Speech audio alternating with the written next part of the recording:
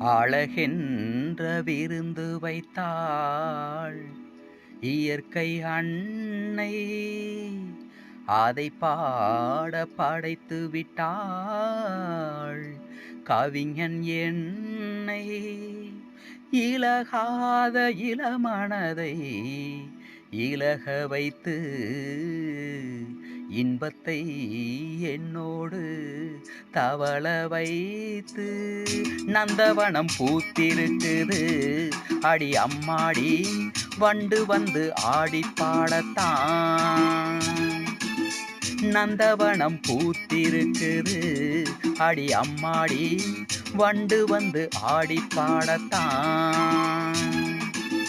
தென்றல் வந்து சேர்ந்திருக்குது அடி அம்மாடி, சொந்தம் என்று சொல்லிக் கொள்ளத்தான்.